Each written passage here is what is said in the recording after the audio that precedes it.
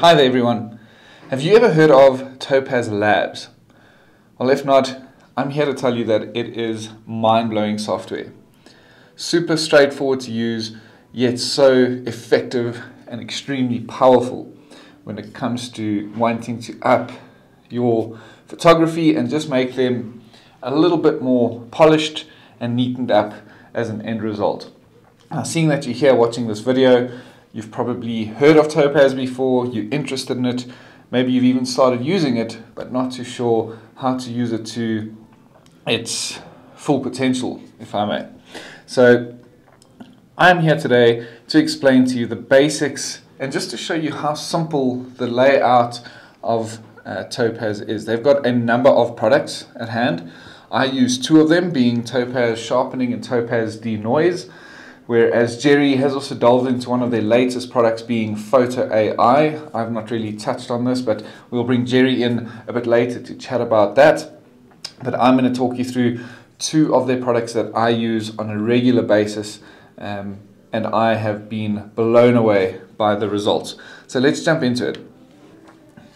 So yeah, right now we will see that this is Lightroom, Adobe Lightroom, and not Topaz.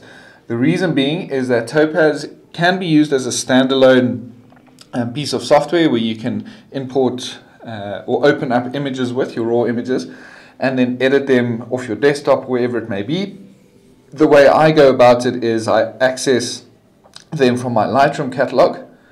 You'll see what I do is I right click on the image I want to use, and seeing that Topaz Sharpening has the most amounts of things I need to chat about, I will start there. So as a plugin, you just right click, say edit in Topaz Sharpening.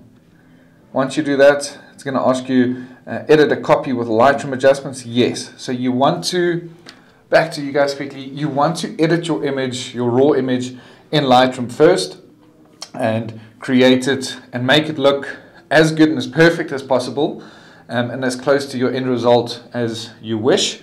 And then from that point onwards, if there's areas you need to sharpen and or denoise, after you've done your adjustments to that raw file, you go into Topaz, either sharpening or denoise, and you do your edits.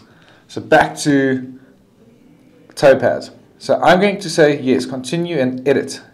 You'll see a secondary file is going to pop up in here, over there. So that is now your Topaz file. And the cool thing about it is that once you right click there and you say edit in Topaz, as you do it through Lightroom, what happens is once you've done in Topaz, and I'll show you at the end, is that it saves basically a virtual copy of your raw file, but with the Topaz edits to it, right next to where the raw file lives. So it's a really cool way that you won't lose the file that, or misplace the file that you've now put through Topaz. So let's delve into Topaz. You'll see there is a massive bird's face and eye. So what I'm going to do, I'm just going to go and minimize this. Well, not minimize it, but just zoom to fit, just so that there's a bit more to see on the screen. Okay, so what I'm going to do here today is I'm going to run you through just how basic of an interface Topaz Sharpening is and how easy it is to use, literally just from a click of a button. So we can see here at the top panel we've got the word original, we've got different views that you can go select. You can go zoom in and out either by using the slider button or clicking on a value, typing in your own value, click to fit. Once you have zoomed in, let's quickly zoom in here just so you can see. You can either click and hold on the screen and move around, or you can go use the navigator tool on the top right to move around. That's pretty straightforward, pretty basic and pretty easy. So I'm just going to hit back to fit for us. I'm just going to say don't show again because that's getting annoying.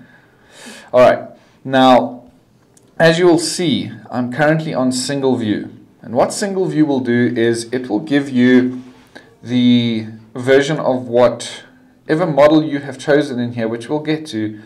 It gives you the updated version, as you can see in the bottom left here. So out of focus, very blurry, it's been updated. If I click and hold on the screen, you will see how the quality of this image changes quite a bit. Look around the eyes. So wait for it to update. So you can see it's slightly sharp. Click and hold, out of focus, let go, back in focus. So this is the original RAW file. As you can see in the bottom left, it says original, not updated. As soon as I let go of my cursor and my mouse, it shows you the updated version. You can also go and click and hold original up here to see that. But I see that being pretty pointless because you can just click and hold on the screen as well. I don't really like this view. I don't like editing in this. I like split view, but I'll get to that in a short while. You do have side-by-side view, which I think some people will enjoy. But in my opinion, I would feel my eyes would get tired using this view because I'll always have to look from the left to the right, from the left to the right to see the difference. And the comparison view is really cool. And just to kind of talk you through this and what this is, you'll see that the screen has been divided into 4 segments. And within each, you've got, say, the top left, you've got motion blur normal, motion blur very blurry on the top right, out of focus very blurry on the bottom left, too soft normal on the bottom right. Now this is a great way to use this tool, especially if you're starting off. If you're not too familiar with the interface, how things work, and the different sharpening models that are available, if you don't know which one to choose off the bat, you can go into this model. And once you've started using this software and spent a bit more time in it, it's kind of becomes second nature when you know you're using this image. And this one, in this case in particular, I photographed this toucan, this beautiful bird in the southern Pantanal last year, and sadly I didn't get the eyes sharp and in focus, and I was so bleak, so bummed out about it. But then I said, well, flip, I remember I've got Topaz sharpening, maybe I can bring it back.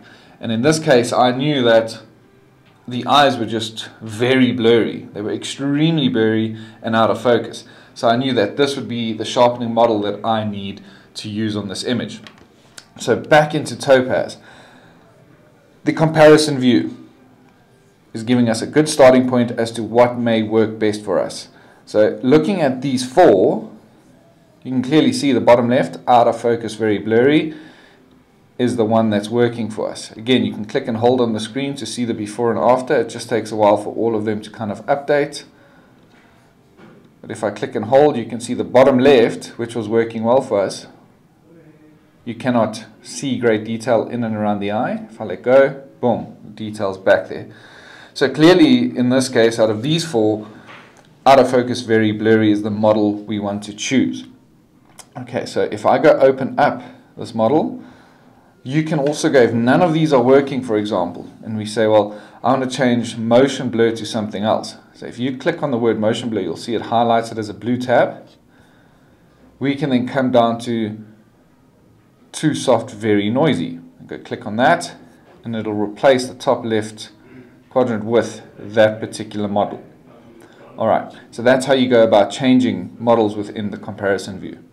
But the view that I love to use is the split view or split screen view. Firstly, because I love throwing this thing from side to side. It's a lot of fun.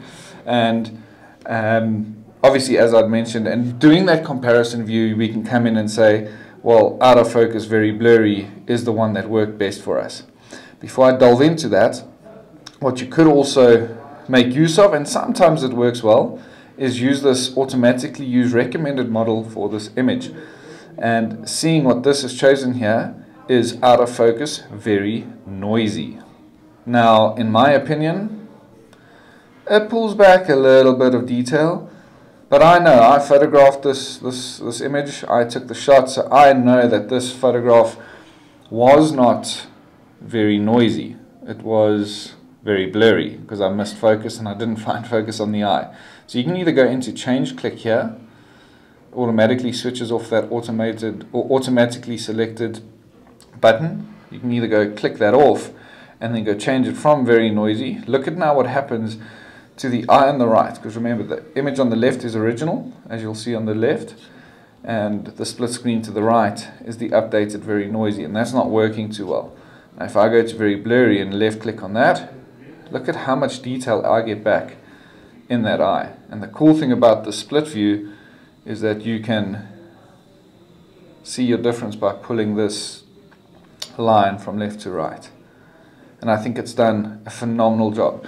So that's all you really need to know about your models. Flick through them, see which is working best, and it's literally as easy as a click of a button. We've then got model parameters. You'll see by default it has selected it automatically for us, telling us that it's giving us removing the blur to 50%, suppressing noise to 58%. Again, you can go either toggle this off and go manually choose it, or as soon as you jump onto this line and start moving it, it switches off the automatically selected model parameters. So let's go to the extreme here so we can see what happens. 100 and 100. Now every time you move something in here, it needs to update again, which is one of the downsides. It takes a little while, but the end result it's going to provide for you is insane. Now you can see the differences here, and clearly we can see that this has now been overworked, especially around this neck region. So if I zoom in a little bit more, come on. Okay, third time lucky. We shall get there. There we go. All right.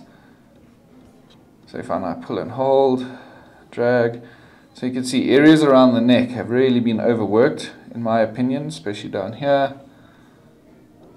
The beak, we're getting strange. It kind of starts looking like a painting. Can you see that? Doesn't look too great. So what you could do is maybe take the recommendations of what the automatically selected parameter should be. But if you would like a little bit more, because there wasn't too much noise in here, so we don't really need to suppress too much noise. Because still, if you look at the left of the screen now, a lot more noise there than there is on the far right. But we do want to remove maybe a little bit more of the blur so that we can get a bit more detail back in that eye over there. So let me zoom out to about 50% again. You can see this is doing a decent job. That neck is still heavily edited there. But that's where the next step comes in, is your select tool. So as soon as you go and click down on it, it automatically switches it on because you've now activated it. And you can see it's done a pretty good job in selecting my subject as a whole. It's very AI, artificial intelligence. It's very intelligent to know, well, that's my subject and the background should be ignored. Thing here is it's automatically selected it, which is fine. But in this case, we can see if we look at the navigator, the bottom right, around the beak, the neck over here, so this region over here on the neck, looking at the navigator, and then this bottom right piece being down here is not what we want, because these areas, these feathers, are being over sharpened at the moment, and it's taking away from where you want your viewer's eyes to be, being the bird's eyes. So what we can do here is you can hit that down arrow over here. You can either go custom or just refine the current setting it has and go and subtract it. Make sure that you always show the overlay so you can see the areas you're going to subtract that brush from.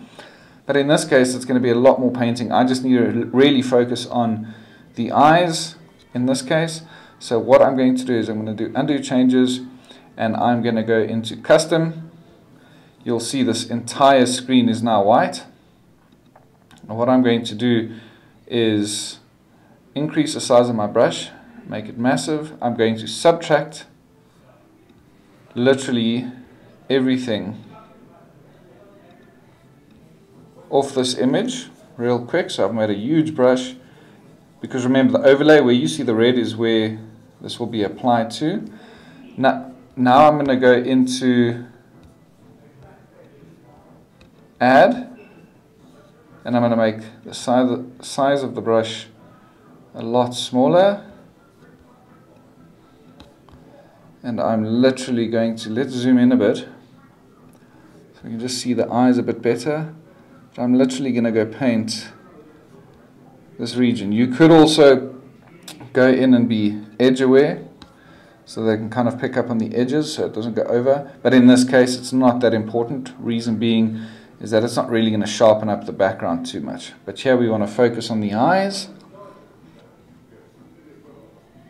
And what it will do, and you can see in your navigating tool over here, it's got the eyes, kind of looks like two kidneys.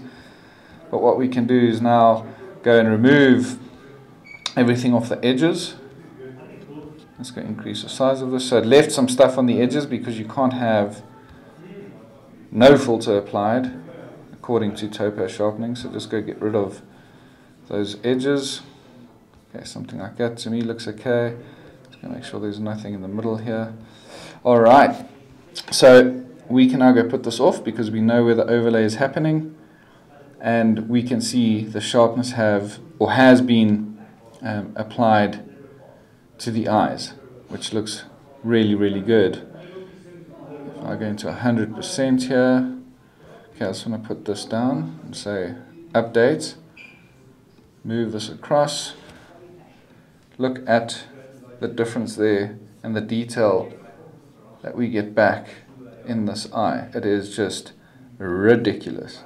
Look at those details that you've pulled back on the eyes.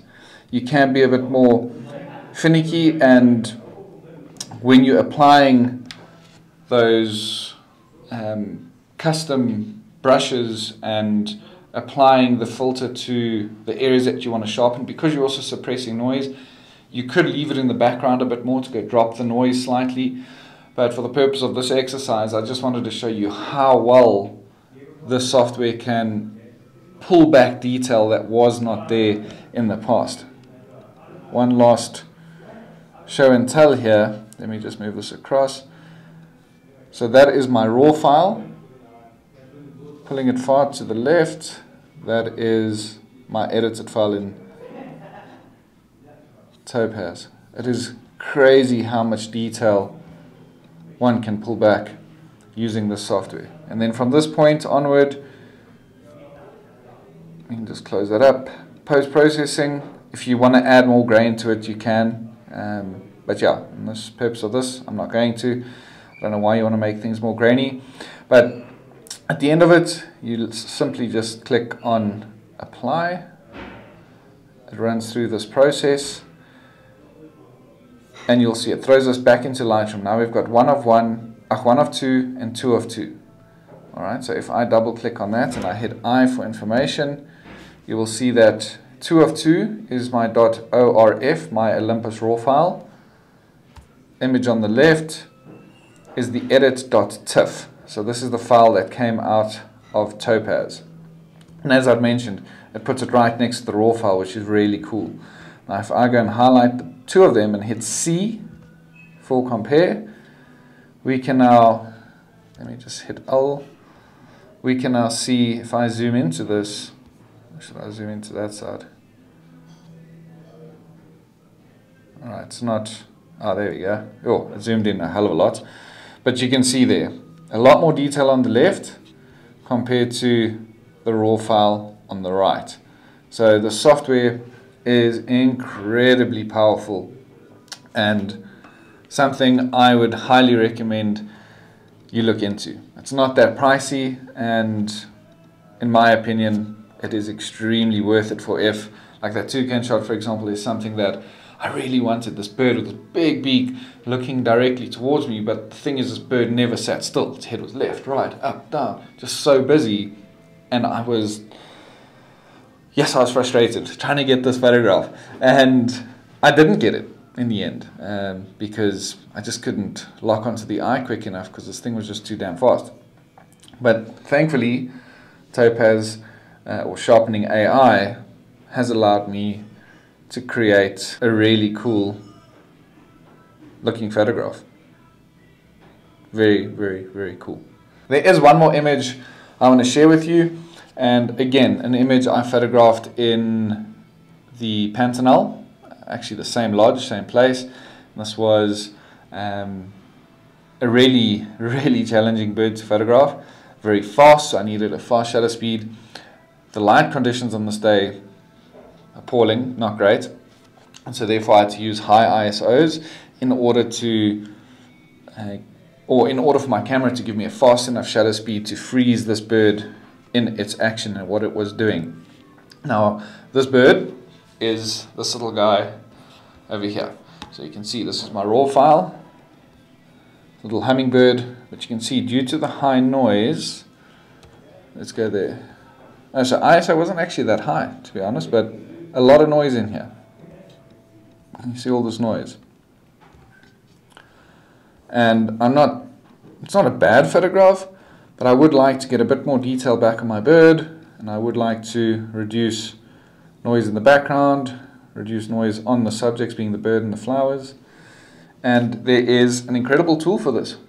So if I now right click here, remember I come through Lightroom and go choose denoise, and yes, I want to edit a copy with the Lightroom adjustments, and you let that prepare the file for editing. You can again see a secondary copy pops up here, and this is where the file will be saved next to the raw file as soon as you come out of Topaz. So very similar look and feel really and layout to Topaz sharpening.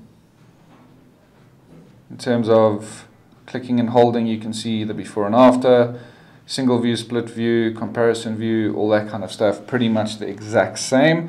So I'm not going to run through that again. And then basically the AI models, under comparison view, you go about it the same way in changing them. You can see I've got clear on the top right and top left. Currently at the moment, clear is on the top left and it's highlighted blue, so this is the active one at the moment. But now looking at clear, once it's all updated, it does a really good job in the background. Bottom left, we've got low light. It's brought it out, softened that background beautifully, and then we've got severe noise in the bottom left. Now, we don't have standard anywhere. So we know what our raw file looks like. So seeing that the top left clear is highlighted blue, if I now go and click standard, it will change the top left to standard. And now we can maybe zoom in a little bit more, just so that we can see a bit more detail. And I really like comparison view here, and I usually always start here just to see which one gives me the best kind of result. And what I'm looking for is how it's suppressing noise in the background, but also how much detail it is still putting onto my bird, onto the back and so. So if we look at this, all of these that we've now selected are suppressing the noise in the background pretty well. But I would have to say that clear suppresses the noise well enough in the background, but also maintains the most amount of detail on my bird, in my opinion. So I know now that the AI model, which you can also go choose automatically, I'm going to go to split view now, but you can also go choose it automatically. It's choosing standard, but I know that clear was working best for me according to comparison view. Pretty much the same as Topaz sharpening. Your model preferences, you've got remove noise to a low level, medium level or high, enhance sharpening low or high. You can also automatically go and select this. Looks like it's done it the mid-range for both, but I was liking the look and feel of slightly higher sharpness to be enhanced. Noise reduction or removing the noise looks pretty okay at medium, wouldn't really do too much there.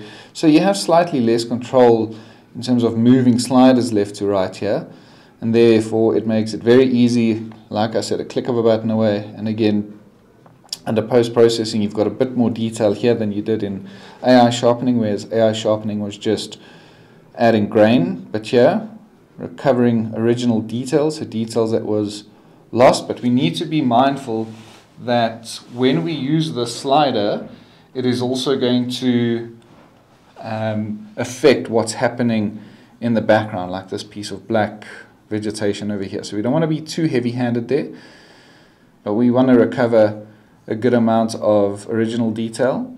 And then, I mean, color noise wasn't too much of an issue here, but keep it up ever so slightly. And that's pretty much it for denoise. This is a very easy one click for a result kind of software. And you can see the major differences. If I zoom in even more, just to amplify this a bit, so let's go to 200. So look at the bird over here. There's still good detail because my focus was on and shutter speed was fast enough. But look at the amount of noise here. If I slowly pull this left, maintains all the detail on my bird, but it suppresses a lot of that noise. So if I now come back out to fit, so that's the before, that's after. You can see the graininess there. It is incredible. And then simply again, tap apply. It renders, processes, and it applies these images to, or these edits to this edited file. And it will then take us straight back into Lightroom. And you can see now we've got two files. So if I double click there and I hit I for information, 1 of 2 is the TIFF file, 2 of 2 is my RAW file. Now again, if I go and compare these two, hit C to compare, and hit L to drop the light somewhat. If I just go zoom into this ever so slightly, look at the noise. On the far right is the RAW file, on the left is our edited file. So the file on the right, look at the amount of noise and lack of detail in this flower compared to the one on the left. A lot more detail in the flower and a lot less noise in the background. Looking at the bird, same thing. A lot of noise around the bird, on the bird. The edited version that came out of Topaz, no more noise around the bird or on the bird, but we're still maintaining all that detail. Now if I pull back here, well, not that far, to something like that, I mean, that reduced noise and enhanced sharpening in here has done absolute wonders. And like I had mentioned, or a lot of people would say this is Photoshop, this is fake, you're changing the image too much. There's no real changes happening. I'm just polishing it up and enhancing it somewhat. And the beautiful thing is, similar to Lightroom, the software is not destructive, so it doesn't hurt or harm your RAW file. You can always go back to your RAW file, reset the edits that you've done, and start over. Same thing happens in Topaz. If years down the line, because it makes a virtual copy and it doesn't actually change the RAW file itself, it makes a copy of it and then applies the edit to that, it's non-destructive. So if you don't like it years down the line, you can come back, redo it, and reshare it. And that's basically it. Super easy. But before I say goodbye, I'm going to let Jerry quickly jump in and tell us a little bit more about two of the other products, being Photo AI, and he'll touch on the Gigapixel software as well, which is insane also. A really, really cool software. That's something that I'm not really interested in using at this very moment. So Jerry, over to you. Hey everybody, so I'm going to just pop in here quickly, and after Mike explained all of that to you, Denoise and Sharpener, phenomenal programs, and I'm leading quite heavily into it the last while. The newest offering from Topaz is Photo AI. Now when they started marketing this, the idea was to make it a best of. So you have a one-stop shop where you can do denoise, sharpening, and then Gigapixel, which is their image enhance.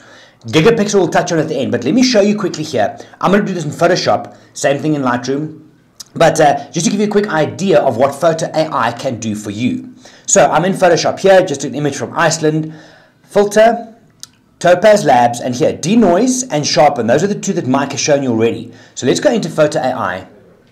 Now, if you're comparing apples for apples, if I were to compare denoise to Photo AI, denoise will win. If I compare sharpen to Photo AI, sharpen will win. But this here is a very, very, very handy plugin if you want to do a little bit of everything very quickly. So the user interface is exactly the same. On the right hand side here, you've got all your variables.